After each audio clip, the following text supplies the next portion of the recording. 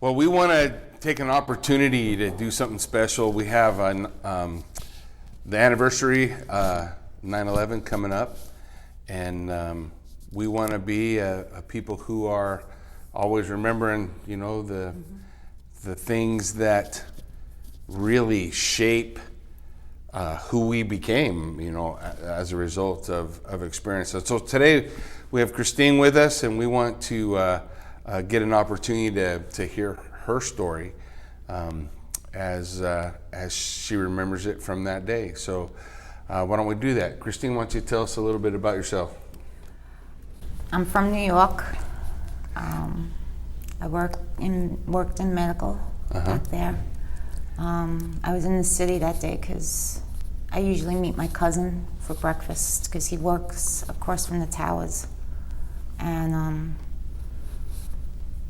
it was a sunny day like it is outside. Cool. A day like any other, right? Yeah. And I remember where I was. I was at a school, California. I was teaching, and I was coaching there and teaching Bible. And I passed by TV, and everybody was just gathered around the TV. But for most of us, that's how we remember it, because we're watching it through the lens of the news. Most of us weren't in the city and didn't experience it like you did. When the first tower got hit, nobody thought that it was a terrorist attack. They just thought it was pilot error or a plane error. It wasn't until the second tower got hit and there were reports of the other planes in the air That they started putting together, Yeah. we were under an attack. And then that's when we figured it out. And you just ran over to help do whatever you can do. There was no coordination. Right. Fire, police, they just, the first tower got hit probably 8:45, 8:50. That's when the first tower got hit. Second Now, tower. were you working that day? I was working, but I was across the street at my cousin's station house, and he's not directly across from the towers, but it's and we were gonna go get coffee or breakfast when we saw the first tower get hit. Wow. So you kind of have an intense memory of the sounds and smells and all of it. Yeah, it smelled like gasoline.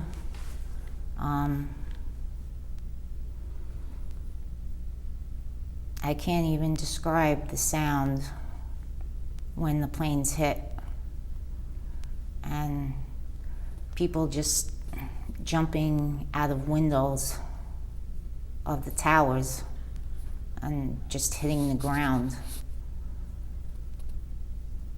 And then when the towers collapsed, they went through the sidewalk into the street. They went literally through the streets.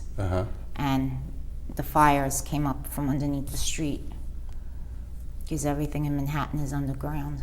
So the fuel from the planes, the towers, everything just ignited.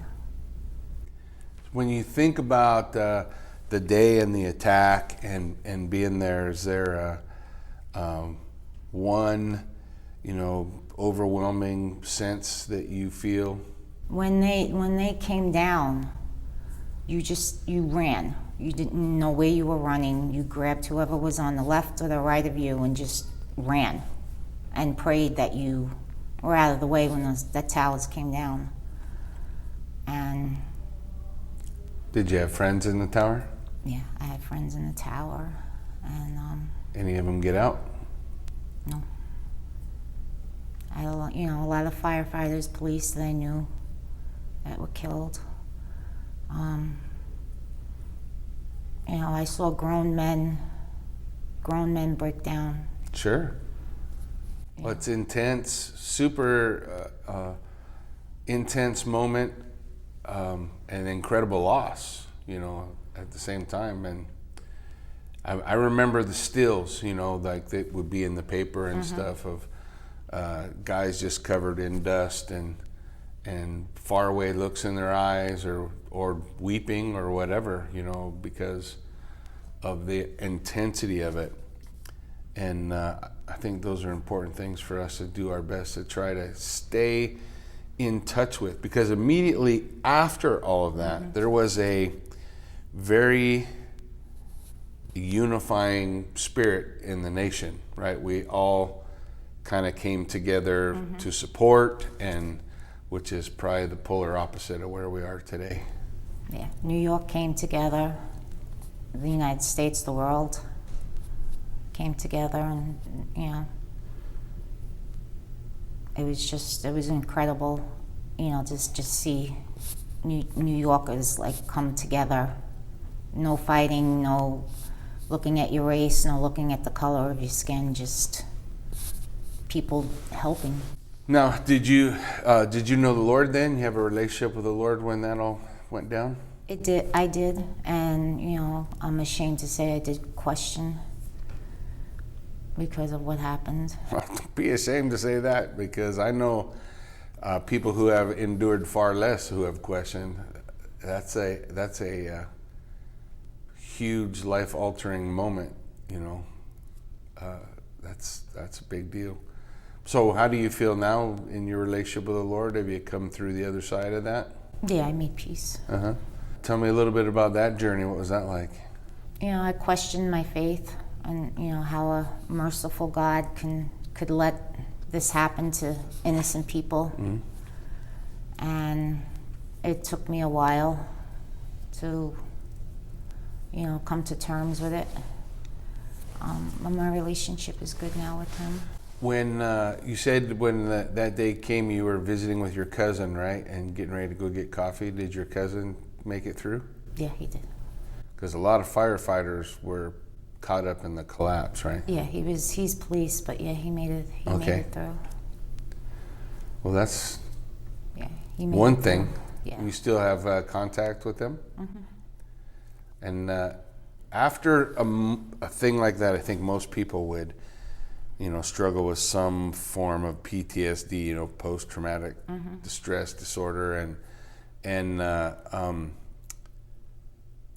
I know, you know, from my time in the Marine Corps, if you went through something intense, there was a real bond that happened to the people who were immediately involved, you know, with it. And there were just some things nobody else could understand. Yeah, that's why I never really talked about it except with him or, you know, people that were there. Right, because they were there. Know, yeah, they understand. Nobody, you know, nobody else. People understand, but you can't understand what it was like being there.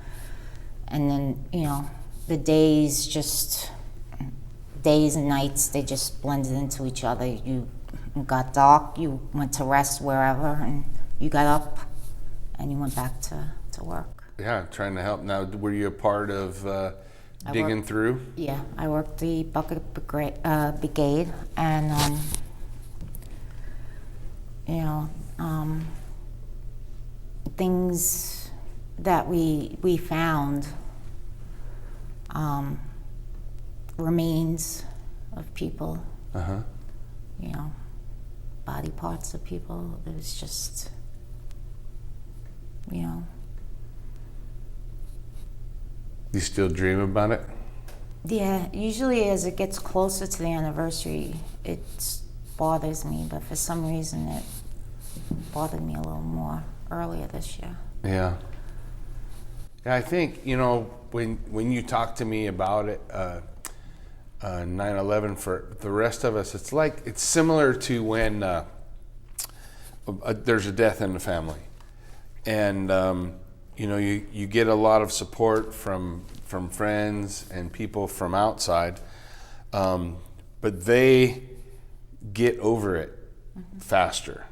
And the people who are intimately involved, you know, that event still stays with you year by year by year by year, and other people move on. And I think it's a scary thing to think that here in the United States we're moving on, and so divided and disjointed that, you know, in some ways the same people who back then were shoulder to shoulder enduring the horror of cleanup and trying to help people and doing all that are the same people who are burning down each other's buildings and fighting in the street. I mean, that year we worked Christmas Eve and we worked straight through Christmas Day.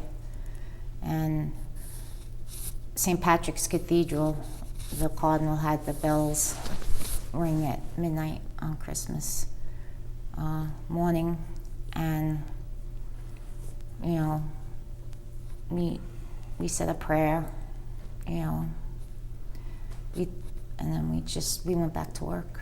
Yeah. Well, in the Bible there was this thing where whenever a monumental event happened, God told the people to build a memorial, make a memorial stone. And the point of the memorial stone was one day you're going to be walking past that stone and maybe your children or somebody you're with is going to say, hey, what's that? What is that? Because it was just a pile of stones, you know. What is that for?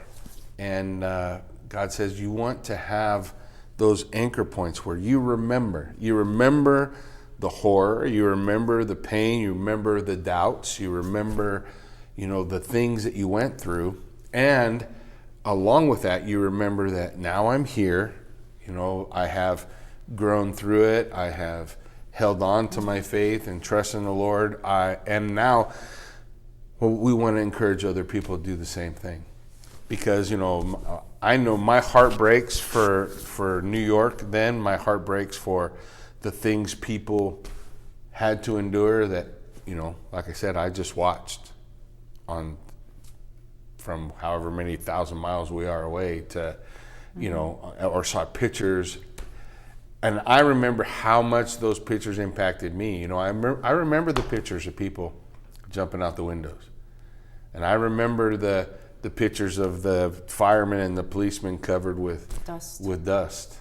And so I remember all of that.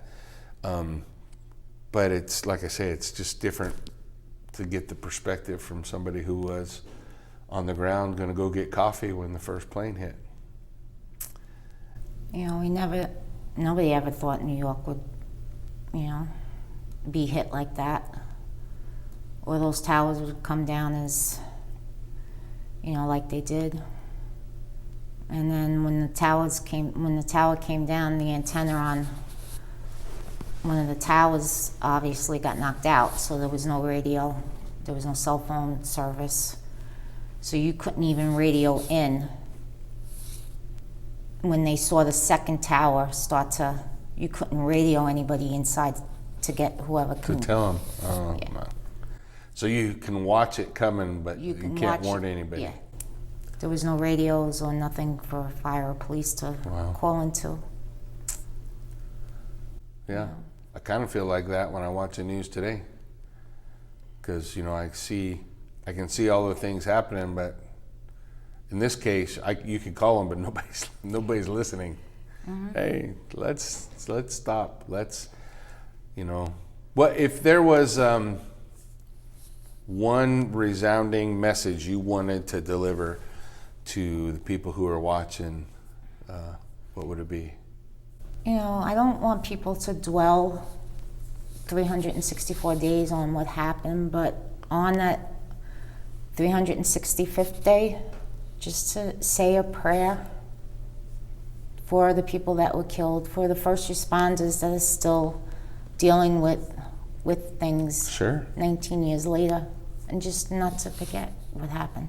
Yeah, to not forget. We made a promise, right? Yeah. As a nation, we wouldn't forget. So hopefully we can remind everybody why that's important. I don't think they're forgetting, but I don't think they're remembering. You know, it's just to say a prayer. Right. Well, like I said, that was an incredible time of unity. Yes. And we certainly need an incredible time of unity again. Right? Yes.